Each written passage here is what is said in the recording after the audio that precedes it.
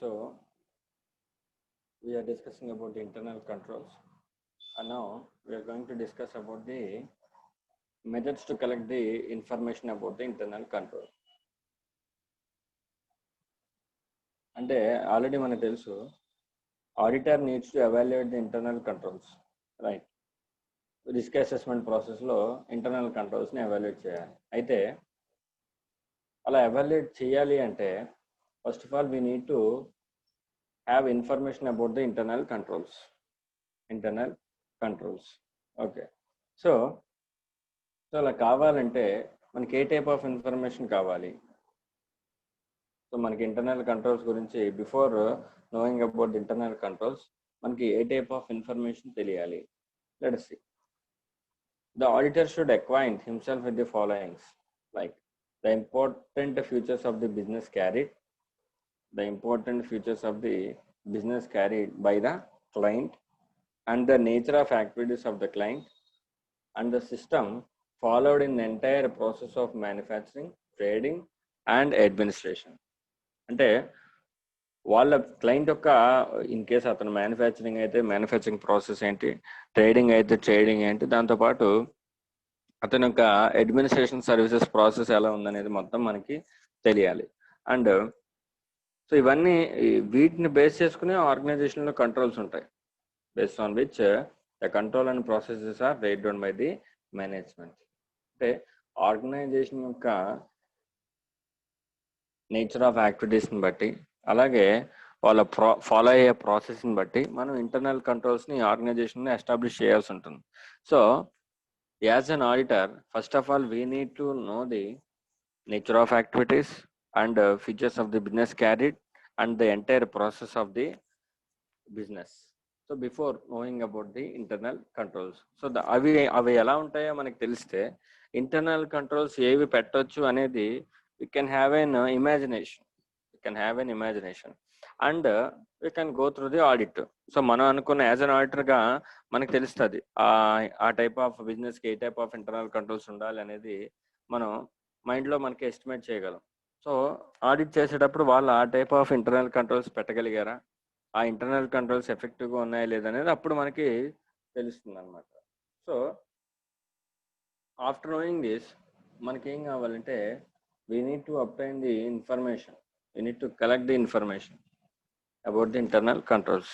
So the 4 ways of collecting the information is, one thing, narrative record, and next checklist, internal control questionnaire, and finally flow chart. So there are 4 types. First thing is narrative record, checklist, internal control questionnaire, and flow chart. So అంటే ఈ 4 వేస్ని ఉపయోగించి మనం internal controls గురించి information తెలుసుకోవచ్చు. It is up to our choice to follow any of them as an auditor, or we can use all of them. It's up to our choice. So narrative record అంటే ఏంటో చూద్దాం. What is a narrative record? It is a complete and exhaustive description, underline the word description, of the system as found in operation by the auditor. Okay, actual testing and observation are necessary before such a record can be developed. అంటే దీని గురించి ఏం చెప్తున్నానంటే, it is a complete and exhaustive description. అంటే it will be in the return format, and ఆ format ఎవరు రాస్తారు? As found in operation by the auditor. అంటే ఆడిటర్ వెరిఫై చేసేటప్పుడు ఇంటర్నల్ కంట్రోల్స్ ఎలా ఉన్నాయో చూసి దాని ప్రకారం నెరేటివ్ రికార్డ్ రాసుకుంటూ ఉంటాడు టెస్టింగ్ చేసేటప్పుడు. సో అంటే ముందు ఆడిటర్ రాయాలంటే ఏం చేయాలి? యాక్చువల్గా టెస్టింగ్ అనేది జరగాలి. That's what they are saying. Actual testing and observation are necessary. Auditor ముందు శాంపుల్గా చెక్ చేస్తూ డీటెయిల్స్ రాసుకుంటూ ఉంటాడు నెరేటివ్గా. సో A to Z రాసుకుంటూ ఉంటాడు, పిన్ పాయింట్స్ రాసుకుంటుంటే దాన్ని నెరేటివ్ రికార్డ్ అంటారు. ఓకే, ద డిసడ్వాంటేజెస్ అంటే ఇంకొక అడ్వాంటేజ్ ఏంటంటే ఇది స్మాల్ బిజినెస్ కన్సర్న్కి బాగుంటుంది. ఇలాగా A to Z narrative record, narrative internal controls రాయాలంటే స్మాల్ బిజినెస్కి మాత్రమే possible. Because in case of large concerns number of internal controls ఉంటాయి, అవన్నీ కూడా మనం నెరేటివ్గా రాయాలంటే కుదరదు. Okay, so that's what they are saying. It is suitable only for the small businesses. Next disadvantages. What are the disadvantages? First of all వాళ్ళకి internal కంట్రోల్స్ని understand చేసుకోవడం, వాళ్ళకి ఆపరేషన్ అండర్స్టాండ్ చేసుకోవడం చాలా డిఫికల్ట్గా ఉంటుంది. Next to identify the weakness are gaps. అంత vast internal కంట్రోల్స్ని అర్థం చేసుకుని నెక్స్ట్ దాన్ని ఐడెంటిఫై చేసుకుని ఆ మధ్యలో ఉన్న గ్యాప్స్, ఇంటర్నల్ కంట్రోల్స్లో ఉన్న గ్యాప్స్ని ఐడెంటిఫై చేయడం maybe difficult. Okay. Next in case workers కానీ మ్యాన్ పవర్ కానీ షఫల్ అయినప్పుడు మళ్ళీ ఇంటర్నల్ కంట్రోల్స్ చేంజ్ అయిపోతాయి. ఎందుకంటే ఇంటర్నల్ కంట్రోల్స్ అనేవి సుపీరియర్ అథారిటీస్ చేతిలో ఉంటాయి. అథారిటీ ఒకవేళ మ్యాన్ పవర్ చేంజ్ అయితే మళ్ళీ వెంటనే కంట్రోల్స్ అనేవి చేంజ్ అయిపోతూ ఉంటాయి. So it will be somewhat difficulty, right? Next check list method. ఈ చెక్ లిస్ట్ మెథడ్ అనేది it is on the ongoing జాబ్లో జరిగే ప్రాసెస్ అనమాట. అంటే like it is done by the auditing staff. It is done by the auditing staff. అంటే it is a part of our జాబ్లో జరుగుతుంది check list అనేది. అంటే మనం ఆడిట్ చేస్తూనే మనం మేనేజ్మెంట్ వాళ్ళని ఎంక్వైరీ చేస్తూ ఉంటాం. సో వాళ్ళని ఎంక్వైరీ చేసి ఇంటర్నల్ కంట్రోల్స్ ఉన్నాయా లేదని కనుక్కుంటూ ఉంటాం. అంటే it is a part of job. Like ఇప్పుడు నేను పర్చేసెస్ వోచర్ చేస్తున్నానమ్మా. పర్చేసెస్ వోచర్ చేసేటప్పుడు ఏమి అడుగుతాను? So internal controls, purchase related internal controls ఏమేమి ఉన్నాయో నేను అడుగుతుంటూ ఉంటాను, వెరిఫై చేస్తూ ఉంటాను అనమాట. లైక్ కొన్ని ఎగ్జాంపుల్స్ ఇచ్చేస్తాను. Or tenders invited before placing orders. Next is the purchase order from standardised, or purchase order from forms or pre numbered. So ఇవన్నీ కూడా పర్చేజెస్ జరిగే పాయింట్ ఆఫ్ వ్యూకి ఆ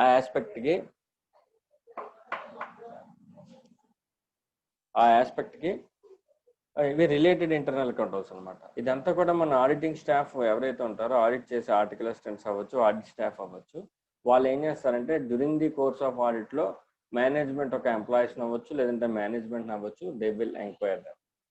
okay. So this is about check list. So ఇలా కూడా మనం ఆ internal control environment గురించి మనం ఇన్ఫర్మేషన్ కలెక్ట్ చేయొచ్చు. Okay. Next internal control questionnaire.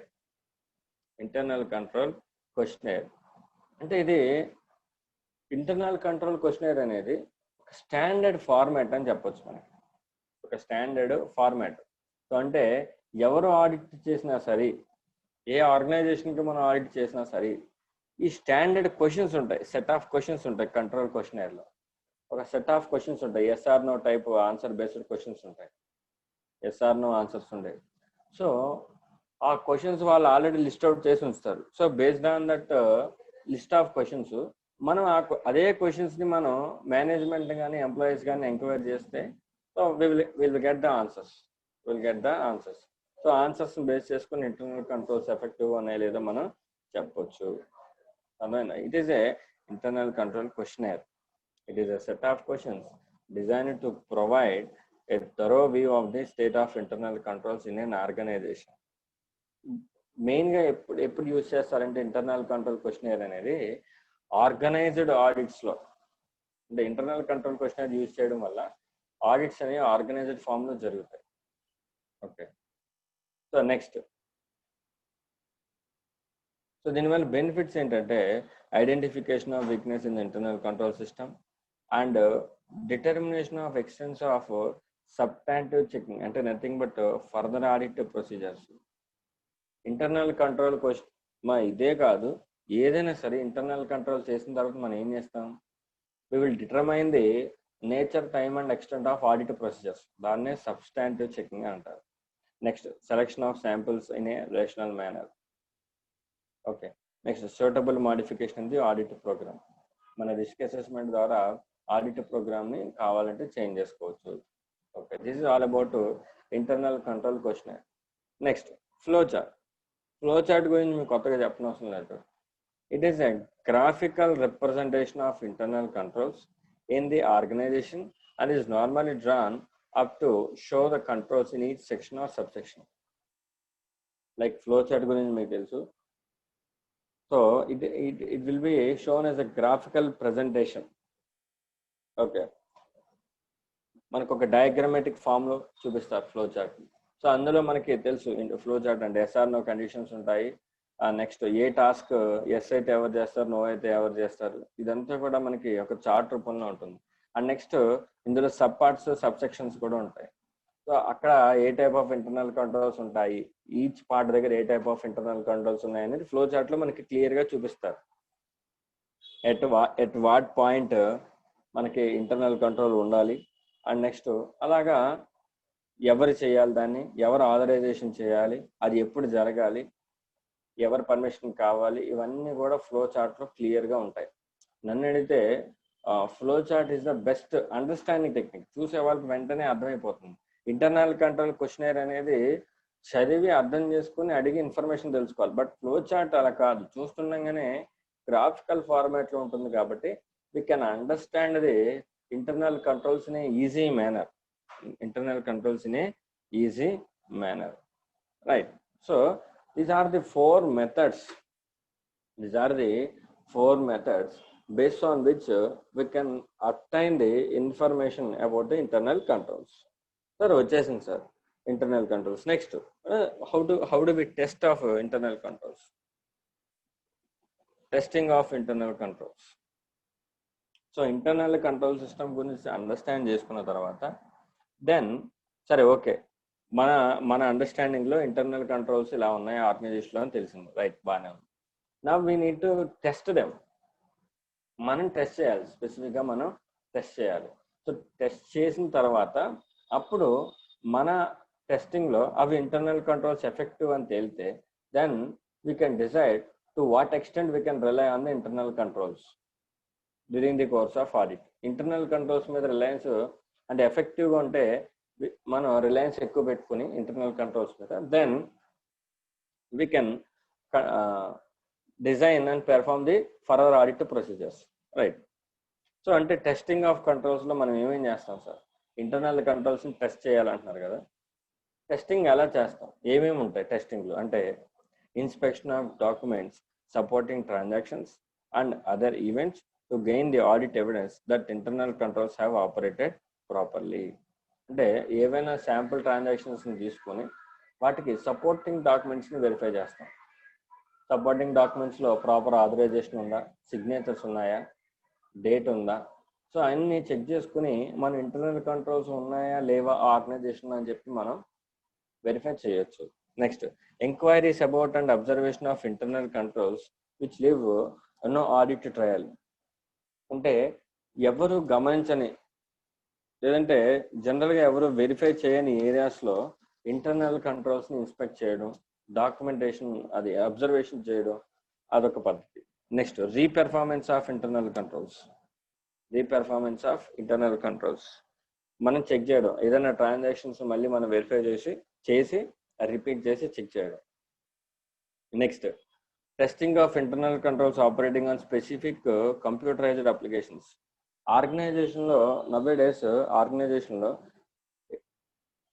Maximum process అంతా కూడా కంప్యూటరైజ్డ్ అప్లికేషన్స్ మీదే బేస్ అయి ఉంటుంది.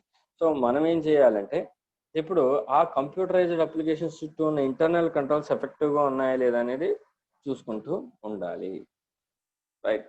So this is about the testing of controls. ఇక్కడ మనకి జస్ట్ ఎగ్జాంపుల్ పర్పస్ ఇచ్చాడు, ఒక ఎగ్జాంపుల్ తీసుకొని చెప్పాడు ఇంటర్నల్ కంట్రోల్స్ ఎలా చేయాలి, ఎలా వెరిఫై చేయాలి అనేది. You can go through it. Next, impact of satisfactory control environment. Satisfactory control environment మనం ఇంటర్నల్ కంట్రోల్స్ ఎవాల్యుయేట్ చేసేసామా. ఎవాల్యుయేట్ చేసిన తర్వాత మనకి ఇంటర్నల్ కంట్రోల్స్ ఒక అండర్స్టాండింగ్ వస్తుంది, ఒపీనియన్ వస్తుంది, whether the internal controls are satisfactory or whether the internal controls are not satisfactory. మనం అనుకున్న విధంగా మనకి ప్రొఫెషనల్ జడ్జిమెంట్లో ఇంటర్నల్ కంట్రోల్స్ ఎఫెక్టివ్గా ఉన్నాయా లేదా అనేది మనకు ఒక ఒపీనియన్ అనేది ఫామ్ అవుతుంది. So based on that opinion we will assess the risk. We will assess the risk or risk of material misstatement, whatever it may. ఒకవేళ ఆ ఇంటర్నల్ కంట్రోల్స్ కనుక సాటిస్ఫాక్టరీగా ఉంటే then so risk of material misstatement అనేది మీడియంగా కానీ లేదంటే లోగా కానీ ఉండే ఛాన్స్ ఉంటుంది, right? So based on that మనం ఏం చేస్తామంటే we will determine the nature, time and extent of audit procedures, further audit procedures as per SA 330. అది మీకు ఆల్రెడీ తెలుసు, ఎస్ఏ 330లో ఫర్దర్ ఆడిట్ ప్రొసీజర్స్ ఉంటాయి. నెక్స్ట్, మన ఇంటర్నల్ కంట్రోల్స్ ఒక్కటే ఉంటే సరిపోతుందా? ఇంటర్నల్ కంట్రోల్స్ ఎఫెక్టివ్గా ఉన్నాయమ్మా, సో మనం ఆడిట్ చేసాము, రిస్క్ అసెస్మెంట్ ఒక్కటే సరిపోతుందా? ఫర్దర్ ఆడిట్ ప్రొసీజర్స్ కూడా కావాలా? Yes.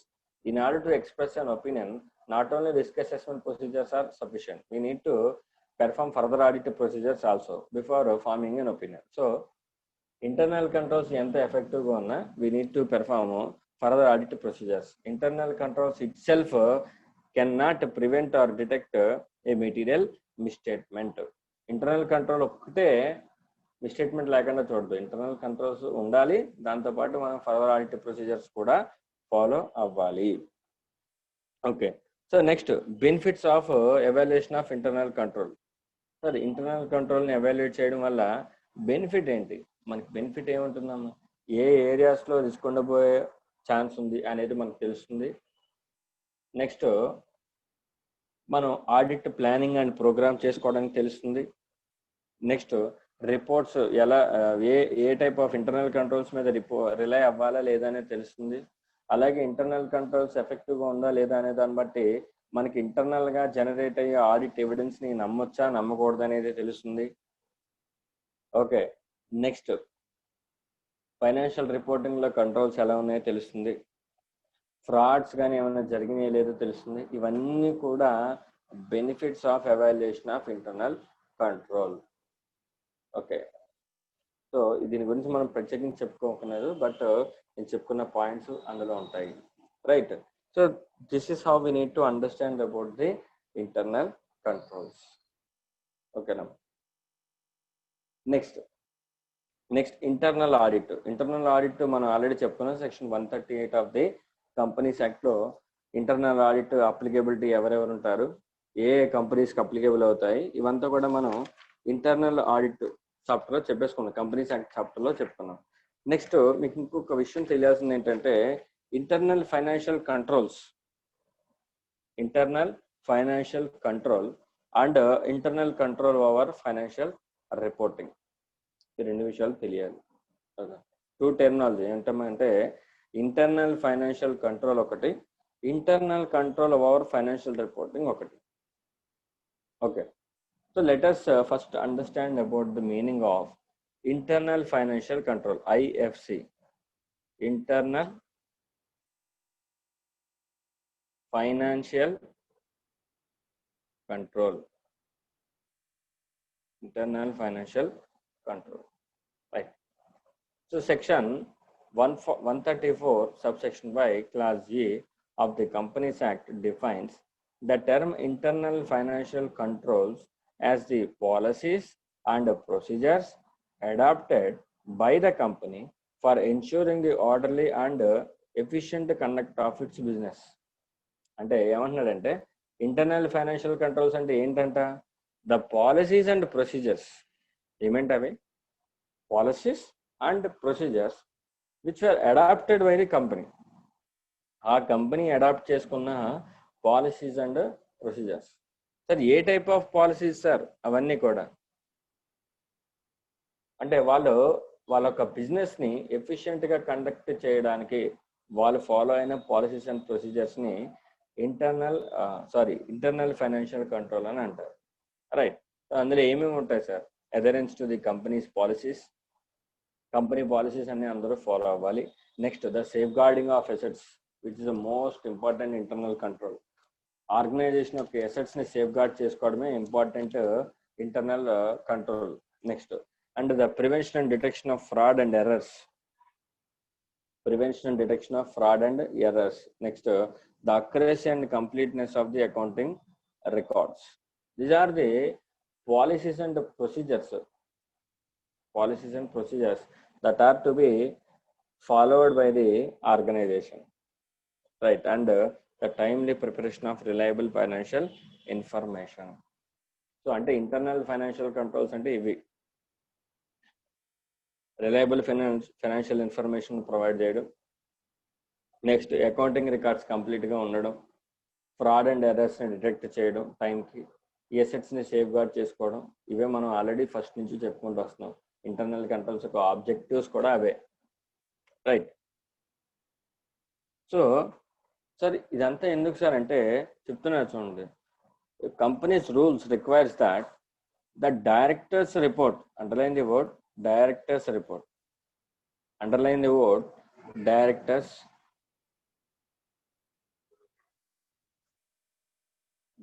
report. The director's report should contain details in respect of the adequacy of internal financial controls with reference to the financial reporting. The director's report lo మనం already చదువుకున్నాం. Directors రిపోర్ట్లో అందులో internal controls అడిక్వేట్గా ఉన్నాయా లేదా అనే దాని గురించి directors రిపోర్ట్లో వాళ్ళు మెన్షన్ చేయాలంట. Okay, whether there have been established adequate internal controls for financial reporting,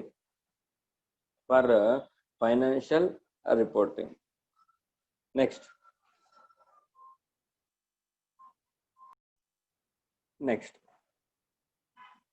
now auditor has a responsibility under section 143 subsection 3 of the Companies Act, which requires that the company auditor to report whether the company has adequate internal financial controls with reference to the financial statements in a place and operating effectiveness of such internal controls. అంటే మీరు పైన కనుక గమనించినట్లయితే directors రెస్పాన్సిబిలిటీలో directors వాళ్ళు చెప్పాలి, ఏమని చెప్పాలి, adequate internal controls ఉన్నాయి, వాళ్ళు మెయింటైన్ చేస్తున్నారా లేదా అనేది చెప్పాలి.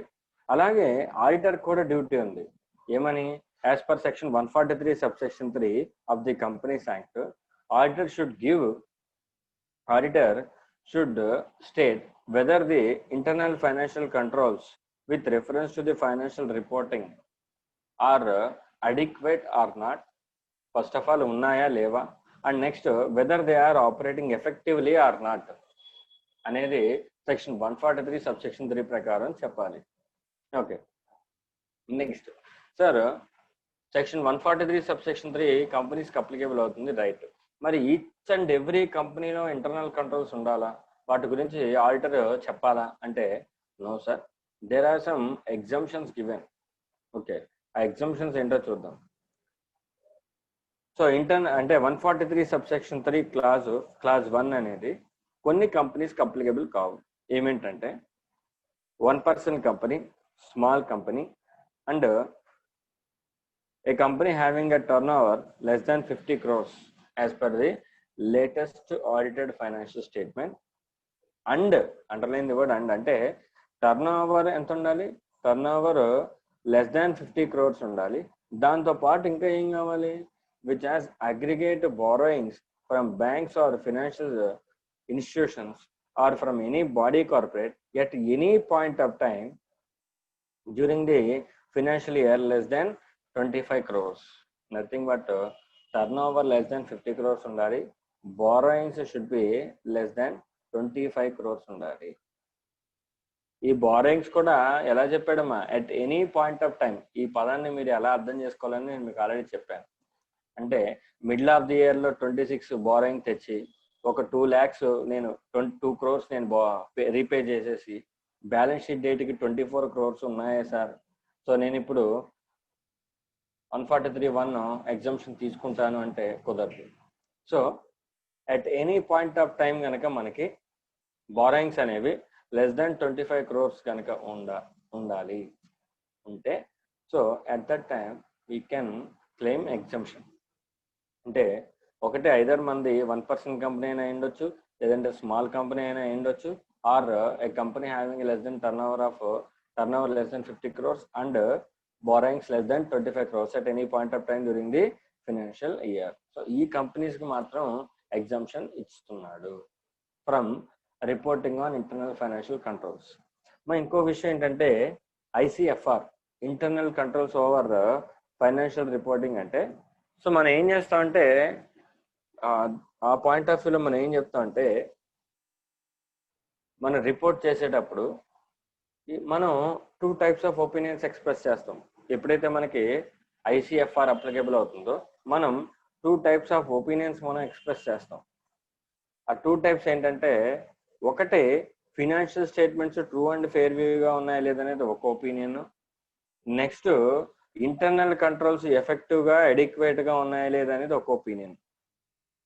అడిక్వేట్ అండ్ ఎఫెక్టివ్గా ఉన్నాయా లేదనేది ఒక ఒపీనియన్. ఓకే. సో ఎప్పుడైతే మనకి ఐసిఎఫ్ఆర్ క్లాస్ అప్లికేబుల్ అవుతుందో we will express 2 opinions.